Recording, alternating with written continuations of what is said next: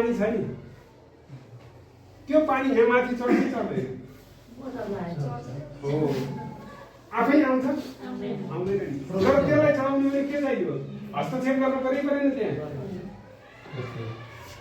शक्ति चाहिए चाहिएन ताकत चाहिए चाहिएन हो जब यो समाज जुन स्थितिमा गइरहेछ त्यही स्थितिमा बगिरहनको लागि हामीले केही पनि गर्नु पर्दैन दिनभरि साथीभाइ भेट्नुहोस् अलिअलि काम गर्नुहोस् सुत्नुहोस् खानुहोस् सुत्नुहोस् सुत्नुहोस् भोलिपल्ट रेगुलर त्यही गर्नुहोस् हाम्रो समाज यस्तै भइरहेछ यदि यसलाई चेन्ज गर्ने हो भने ताकत चाहिन्छ चाहिँदैन हस्तक्षेप चाहिए चाहिएन हो त्यो हस्तक्षेप भनेको तपाईँ जत्तिकै म पनि हुँ भन्ने पहिलो कुरा आफूभित्र त्यो भावना सिर्जना गर्न पर्यो त्यो भनेको के हो भने अङ्ग्रेजीमा भन्छ कि I am the great I am the best म महान छु र म उच्च व्यक्ति हुँ भन्ने सोचाइ हामी सबैमा हुनु पर्यो तपाईँले अहिलेसम्म कसैले चोरेर खानु भएको छ कसैलाई ठग्नु भएको छ प्रत्येक दिन मेहनत गरेर हो कि भनेपछि महान मान्छेले के गर्छ महान मान्छेले स्वाभिमानको साथ भएको छ त्यही होइन भनेपछि तपाईँ महान हो कि उल्टो तपाईँले अरूलाई खुवाउनु भयो है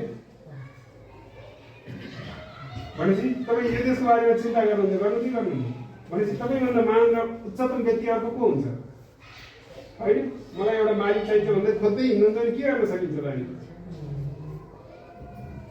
म गोठालै हुन चाहन्छु मलाई चाहिँ मालिक चाहिन्छ एउटा मलाई एकजनालाई नगरी चित्तै बुझ्दैन भन्नुहुन्छ भने कसले के गर्न सक्छ यो देशको सबैभन्दा महान र उच्च व्यक्ति तपाईँ हो 2 नम्बरमा अर्को त्यसपछि त्यसकारण सबैले के बुझौँ भने म महान छु म स्वाभिमानी छु भन्ने कुरा चाहिँ यो मनमा रोक्न पर्यो हामीलाई अनि एउटा महान मान्छेले अर्कोलाई बल्ल महान देख्न सक्छ मैले भने बुझिरहनु भएको कुराले मिलिरहेको छ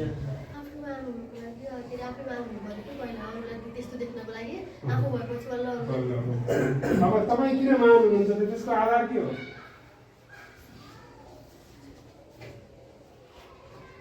तपाईँले अत्यन्तै आफ्नो जीवन अत्यन्तै स्वाभिमानपूर्वक बाँचिरहनु भएको छ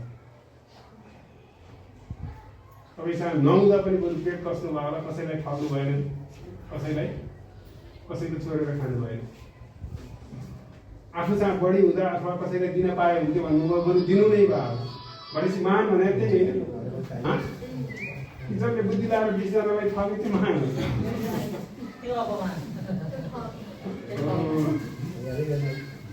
त्यसकारण पहिलो कुरा के भन्नु पर्यो भने यो देशको सबैभन्दा महान व्यक्ति को हो भन्ने कसलाई भन्नुहुन्छ आफूलाई एक्ज्याक्टली यदि यति मात्रै कुरा पनि यो 2 दिनमा तपाईँले सिकिदिनु भयो भने यताले चाहिँ त्यसै कुरा गरे भन्ने बुझ्छु है आफैले परिवर्तन गर्नु त्यसकारण तपाईँको हर चिजको भ्यालु छ एउटा भोटको लागि मात्रै होइन त्यसकारण एउटा महान व्यक्तिले कहिल्यै पनि अरूलाई हुच्याउने यत्न गर्दैन देशको कानुनहरूलाई तोड्न खोज्दैन अनि यदि यो समाजलाई कसैले ठग्दैछ हेर्दैछ भने त्यसलाई स्वीकार्न सक्दैन अहिले तपाईँले के भन्दै हुनुहुन्छ नेतै यस्तै छन् भने त्यसलाई तपाईँले मजाले स्वीकार गर्नुभएको छ नि त्यस्ता नेतालाई किनभने तपाईँलाई के लाग्छ नेता भने गाडी चढेर हिँड्ने महान हो भारी मात्रै हिँड्ने खाली खुट्टा हिँड्ने चाहिँ अमान हो भन्ने हुन्छ हाम्रो मान्यता अदृश्य मान्यता के त्यसमा चेन्ज चाहियो हामी हो महान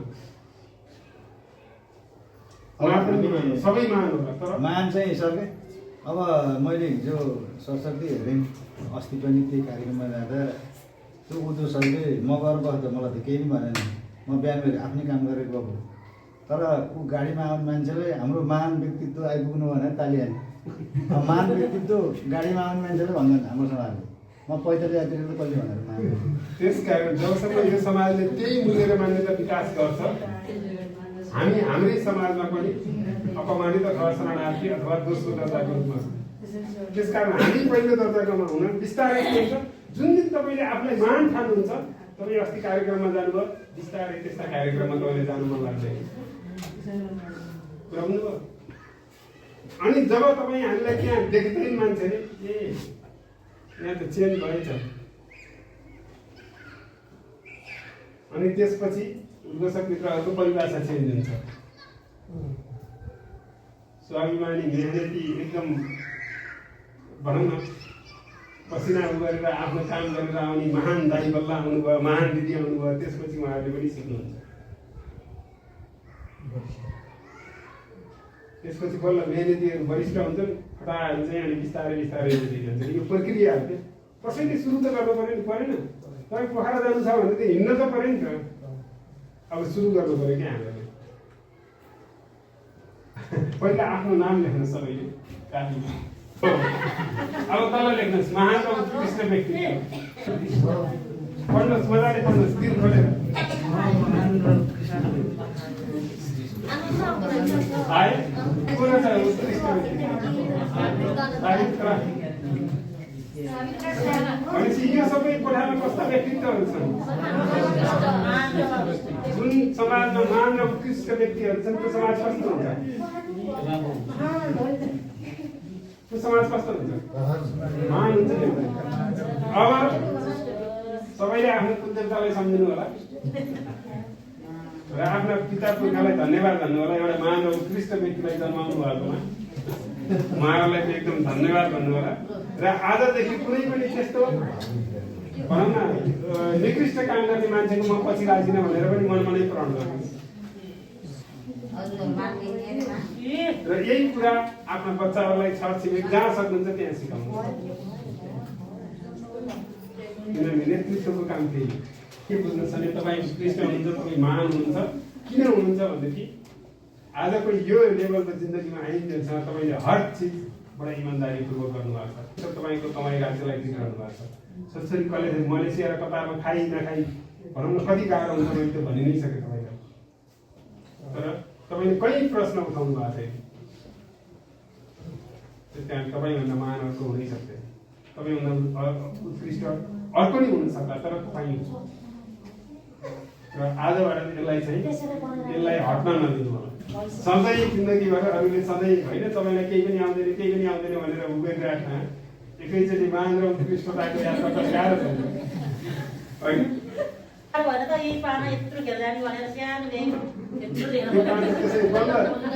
जिन्दगीमा पहिलोचोटि एक पेजको उपयोग गर्नु। त्यसमा हामीले के बुझ्नु पर्यो भने तीनवटा अवस्था छन्। विगतका कुराहरूलाई, विगतका पनि नकारात्मक कुराहरूलाई कोट्याउनु भनेको समाजलाई पतिलोमा तल धकेल्नु हो। किनभने विगत फिर्ता पनि हुँदैन, त्यसलाई रिपेयर पनि गर्न सकिँदैन। वर्तमान परिवर्तन हुँदैन, वर्तमानको बारेमा पहिलो नै डिसिजन भइसकेको हुन्छ। चेन्ज हुने भनेको भविष्य हो। त्यसकारण भोलि कस्तो हुन्छ भनेर आज देख्न सक्नुपर्छ।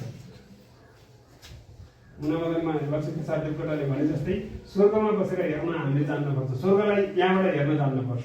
त्यो क्षमता छ हामीसँग, त्यो शक्ति छ। यी इन्फर्मेसनहरू छन्। इन्फर्मेसनको आधारमा जस्तै एक रोपनीमा कति उत्पादन हुन्छ भनेर अब त्यो वर्षै कुरेर फलाएर हेर्नुपर्छ, पर्दैन नि। यी यावत कुराहरू छन्। त्यसकारण त्यसलाई हेर्न जान्यौँ भनेदेखि हाम्रो जिन्दगी चेन्ज हुन्छ। त्यसकारण धेरै वर्ष पहिला शास्त्रले हामीलाई 3 भागमा बाँडेको छ। तपाईँ कहाँ पर्नुहुन्छ त्यो भन्नु होला। प्रारम्भ त नक्लो दिन भएन नि चाहिँ। हाम्रो समाजमा 3 प्रकारका मान्छेहरू छन्। तीमध्ये एक प्रकारका मान्छेहरूलाई निम्न स्तरको सोच भएको मान्छे भनेर भनिन्छ। ओहो काठमाडौँ त जानुहुन्थ्यो तर यस्तो पानी परिरहेछ, पहिरो गइरहेछ, बाटामा गाडी फस्यो भने त मरिहालिन्छ नि, मरियो भने त बर्बाद हुन्छ भन्ने। त्योभन्दा घरै बसी सुरक्षित भइन्छ भनेर गर्दै नगर्ने कि पढ्न त हुन्थ्यो नि, के गर्नु फेल भइन्छ। 4 वर्ष पढेर फेल हुनुभन्दा त अहिले नपढ्नु बुद्धिमान भयो। कस्तो दुर्दशा। व्यापार गर्न हुन्थ्यो नि, कहाँ घाटा पर्छ, घाटा परेर टाट पालिदिनु भन्दा त बरु अहिले के अरे नगर्दै ठिक भयो। त्यत्रो दुःखको पनि गऱ्यो, टाट पनि पल्ट्यो। अहिले गऱ्यो भने त मेहनत त गर्नु पर्दैन। अब कहाँ आलु लाएर हुन्छ। हामीले यहाँ आलु उत्पादन गर्यो, वर्षैभरि काम गर्यो, 20 रुपियाँमा बिक्री हुँदैन, ठ्याक्क ट्रकमा 15 रुपियाँमा आइहाल्छ। किन उत्पादन गर्नु? हिजो कुरो गरियो नि हामीले। अब विशाल पिच्चो बनाएर कहाँ हुन्छ, बिक्री नै हुँदैन। बडो आनन्द के पहिला बाघा पाला यता केरा सुन्तला फल्थ्यो, अब लाएर अहिले त फल्दैन, रोग लाग्छ भने त्यस्ता खालका बुद्धि भएका मान्छेहरू हुन्छन् अरे समाजमा। हुन्छ नि त्यस्ता। हामी पनि छौँ त्यस्तो। अहिले छ्यापछ्याप जान्छ। शास्त्रले के भन्यो 5000 वर्ष पहिला त्यस्ता मान्छेलाई निम्न स्तरका सोच भएका मान्छे भने। यदि त्यस्तो मान्छे नेता भयो भने के हुन्छ? त्यो समूहमा कुनै वन समूहमा, कुनै आमा समूहमा, कुनै टोल सुधार समूहमा त्यस्तो खालको मान्छे नेता भयो भने के हुन्छ? घर परिवारमा त्यस्तो मान्छे भयो भने के हुन्छ? घर शान्ति हुन्छ। अनि त्यस्ता बाबुआमा भयो भने छोरीको हालत के हुन्छ? ती छोरीले के हुन्छ त? पढेर के हुन्छ? किन पढेको?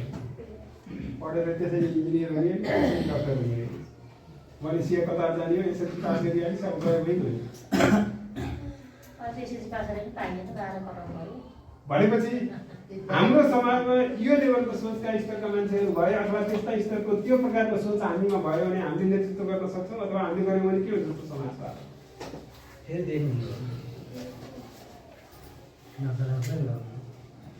त्यसकारण हामीले के बुझ्नु पर्यो भने हामी कुन तरिकाले सोच्छौँ। अर्को प्रारब्ध विघ्न विहिता वीरवन्ती मध्य भन्छ। यस्तै तालिम सालिम दियो 2 दिन जसिन्छ, के चेन्ज ल्याउनु पर्दो रहेछ भन्छन्। 2-3 दिन देखाउँछन्, चौथो दिनदेखि है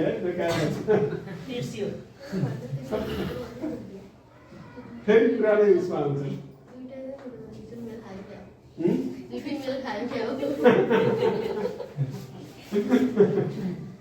फेरि पुरानै उसमा आउँछन् भने त्यसलाई मध्यम स्तरको सोच भएको मान्छे भन्छ। सुरुवात त गर्छन् तर अन्त गर्दैन भने त्यस्तो मान्छेलाई मध्यम स्तरका सोच भएका मान्छे भनिन्छ। हामी त्यस्तो छौँ? हाम्रो समाजमा त्यस्तो मान्छे छन्? मैले त गर्थेँ। त्यसले गर्दा चाहिँ के गर्छ भने अर्कोलाई दोष लगाउँछ। यो एटिच्युडको मान्छे। म त ठिकै थिएँ, हाम्रो नेतै त्यस्तो हो, हाम्रो समाजै त्यस्तो हो, हाम्रो सिस्टम त्यस्तो हो, यहाँका टिचर त्यस्ता हुन्। जहिले पनि अरूलाई दोष लगाउने। अङ्ग्रेजी यहाँ के भन्छ भने the other side of the river is always looking भन्छ कि खोलाको पारिपट्टि चाहिँ हरियो देखिन्छ अनि त्यहाँ पुग्यो वाइल्ड उठ्यो। त्यस्तो खालको मान्छेहरूले जहिले पनि अरूलाई दोष लगाउनु पर्छ र आफ्नो छ। नेपाली राजनीतिमा सबैभन्दा बढी यस्तो खालका नेताहरू छन् जसलाई अहिले हामीले शीर्ष नेताहरू भन्छौँ। ती पनि यही लेभलका हुन्। तपाईँले देख्नुभएको छ कुनै दिन जिम्मेवारी लिएर भाषण गरेको? जस लिन पर्यो भने मेरो पार्टी र मैले, अब्जस भयो भने फलाना पार्टीका फलाना। पुनरिप्रति हान्ने मान्ने उच्च स्तर सोच भएका मान्छेहरू जस्तो सुकै दिन आए पनि जुत्छन् र काममा सफलता पाएरै छोड्छन्। सबै मान्छे उच्च स्तरको हुने हैसियत राख्छन्, उनीहरूमा क्षमता छ, तर पनि आफ्नो सोचको कारणले सबै त्यहाँ पुग्न सक्दैनन्। किनभने उनीहरूले आफूलाई विश्वास गर्दैनन्, आफू उत्कृष्ट हुँ भन्ने कुरामा उनीहरूलाई लाग्दैन।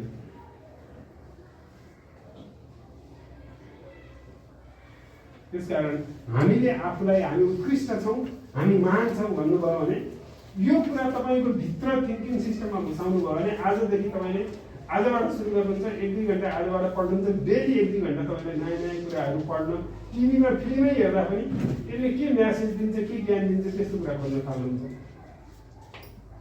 लाइफ टोटल चेन्ज हुन्छ। त्यसकारण यो 3टा मध्ये चाहिँ यदि हामी तेस्रो स्तरको सोचाइका मान्छे हौँ भने हामीले समाजलाई नेतृत्व गर्न सक्छौँ। त्यो हामीले गरेको नेतृत्वले चेन्ज ल्याउँछ। नेतृत्व भनेको के हो? नेतृत्व भनेको चुनाव जितेर हुने नेता होइन। चुनाव जितेर नेता भइँदैन। प्राविधिक रूपमा एउटा जिम्मेवारी आइलाग्छ, तर रियल नेता त्यो हो। नेतृत्व भनेको के हो भनेदेखि यो प्रत्येक व्यक्तिभित्र क्षमता हुन्छ र उनले जहिले पनि नेताले के गर्छ भने अरूलाई सशक्त बनाउने बारेमा सोच्छ। एउटा मान्छेले अरूलाई कति बेला सशक्त बनाउन सक्छ? एउटा मान्छेले अरूलाई कति बेला पढाउन सक्छ? आफूले नजानिकन पढाउन सक्छ? त्यसकारण एउटा नेताले जहिले पनि के गर्छ? एउटा नेतृत्वमा भएको मान्छेले अरूको बारेमा सोच्छ। त्यसको मतलब के हो भने ऊ आफू सशक्त भइसकेको हुन्छ र अरूलाई सशक्त बनाउने बारेमा सोच्छ। यो कुन वंशमा जन्मियो, कुन कुलमा के अरे कुलमा जन्मियो, कुन घरानामा जन्मियो भन्ने कुराले निर्धारण गर्दैन। यदि तपाईँ नेतृत्व गर्न चाहनुहुन्छ भने 40% समय आफ्नो नैतिकता, चरित्र, सिद्धान्त, उद्देश्य र उत्प्रेरणाको व्यवस्थापनको लागि लगानी गर्नुपर्छ। 40% समय भात पकाउँदा पनि तपाईँले ती बारेमा सोच्दै गर्नु पर्यो। आजदेखि म नेतृत्व हुने र 40% त मलाई यता लगानी गर्नु भन्नुभएको छ, अब म भाषा पकाउँदिनँ भनेर त्यो सोध्न छोडेर मैले तपाईँले जे गर्दा पनि सुस्दा सपना पनि अब त्यस्तो देख्न थाल्न पर्यो। के गरी मैले अरूलाई उत्प्रेरणा गर्न सक्छु? नयाँ कुरा पढ्नु पर्यो। कहिलेकाहीँ झट्ट राति दिमागमा एउटा कुरा खेल्छ, ओहो यो भने के होला भने कन्फ्युजन हुन्छ। जुक्क उठेर इन्टरनेट खोलेर अनि त्यसमा गएर चाहिँ सर्च गरेर त्यो कुराहरू गर्न पनि रेडी हुनुपर्छ। त्यसकारण नेता भनेको चुनाव जित्नुसँग सम्बन्धित छैन। यो संसारमा धेरै मान्छेले नोबेल पुरस्कार पाउनु भएको छ, चुनाव जितेको मान्छेले अहिलेसम्म एकदमै कम मान्छेले पाउनु भएको छ, त्योभन्दा अरू मान्छेहरूले पाउनु भएको छ।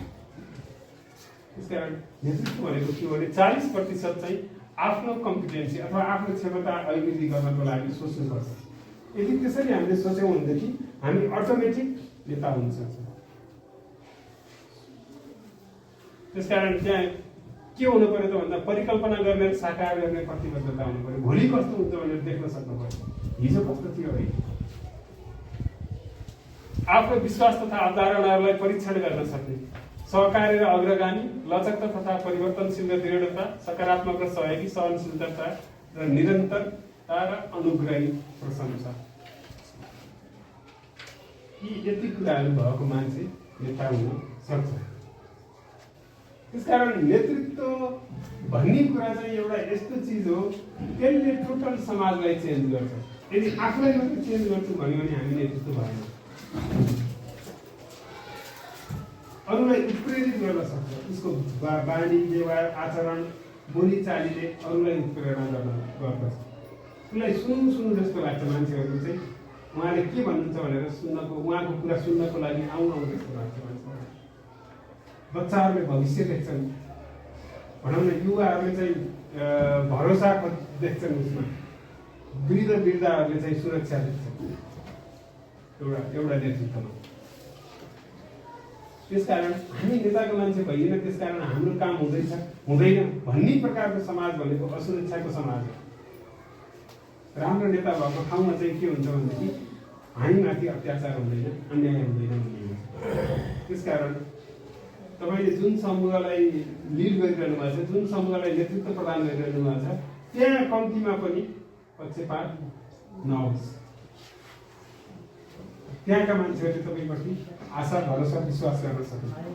त्यही हेर्नुहोस् त, व्यक्तिगत कौशल, निराशा र शङ्का भएको मान्छे, त्यस्तो मान्छे नेता हुन सक्दैन। समस्या बनाएर अरूलाई दोष दिने, छरिएका असम्बन्धित क्रियाकलापहरू गर्ने र जतिखेर नि आत्मकेन्द्रित आफ्नो मात्रै कुरा गर्ने, त्यस्तो नेतृत्व भयो जुन अहिले नेपालको राजनीतिमा त्यस्तो खालको नेतृत्वहरू छ। त्यो नेतृत्व भयो भने हाम्रो देश, हाम्रो समाज परिवर्तन हुन सक्दैन। त्यसकारण कस्तो चाहिन्छ त भन्दा आशा र सम्भावना जगाउने खालको हुनु पर्यो। नेतृत्वले कुरा गर्दाखेरि सम्भावना देखोस्, आशा जगाओस्, चुनौतीको लागि उत्तरदायित्व ग्रहण गर्न सक्ने, उपयोगी र अन्तर सम्बन्धित कार्यहरू गर्ने, साझा हितको लागि र उदार सबैको भलो चिताउने खालको मान्छे मात्रै नेता हुन्छ। त्यसकारण त्यो भनेको कस्तो त भन्नुहुन्छ भने यहाँ हेर्नुहोस् त, कसलाई चिन्नुहुन्छ? कसैले चिन्नुहुन्छ त्यो?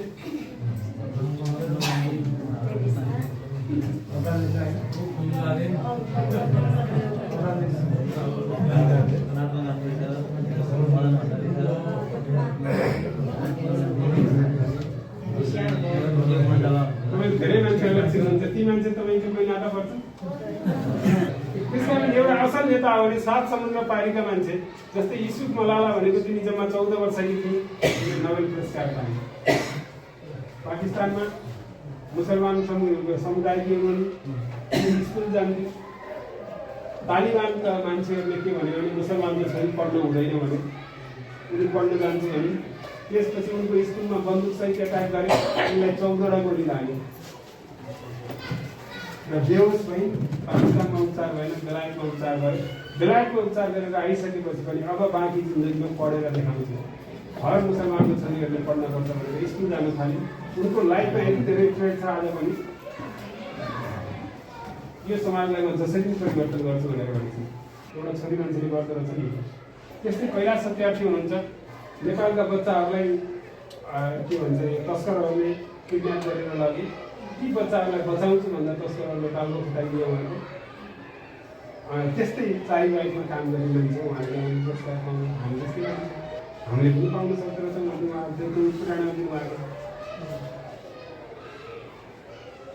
त्यस कारण हामीले के बुझ्नु पर्यो भनेदेखि यदि हामीले चाह्यौँ भने के समाज हामीले जगाउन जगाउन हो जगाउन हो मैले सक्छु तिमीले सक्छौ मैले सक्छु तिमीले सक्छौ हामी सबैले सक्दछौ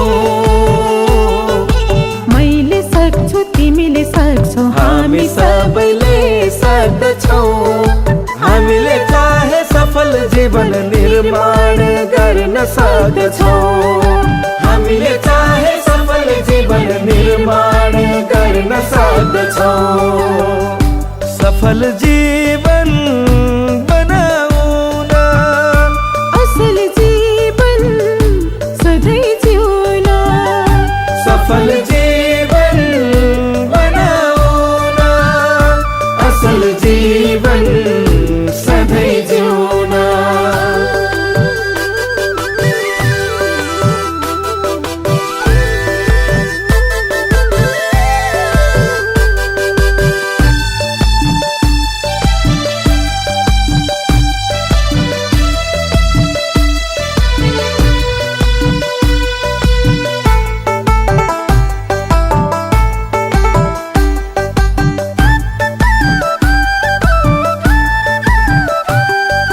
गरेर सत्कर्म जीवनमा सफल हुने हाम्रै आफ्नै जिम्मेवारी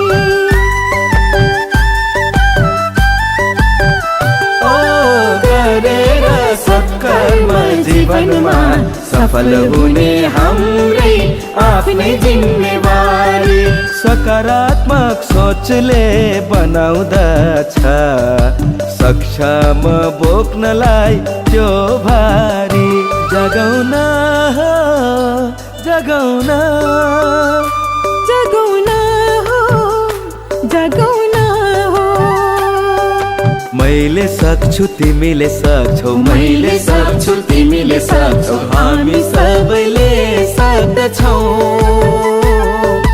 मैले सक्छु तिमीले सक्छौ हामी सबैले सक्दछौ हामीले चाहे सफल जीवन निर्माण गर्न सक्दछौ हामीले चाहे सफल जीवन निर्माण गर्न सक्दछौ सफल जीवन नेतृत्व भनेको चाहिँ के हो त भन्नुहुन्छ भनेदेखि नयाँ चिज गर्नको लागि उत्साहित हुने र त्यसको लागि चाहिँ पहल लिने चिज हो यो धेरै पढेर जाने नपढेर नजाने भन्ने कुरा हुँदैन यो इन्टेन्सनको कुरा हो कि इन्टेन्सन भनेर चाहिँ मनोभावको कुरा हो त्यसकारण समस्यालाई समाधान कसरी गर्न सकिन्छ अगाडि आइरहेको अवस्थामा कसरी अझ सुन्दर बनाउन सकिन्छ भन्ने कुरा पहल गर्ने कुरा हो।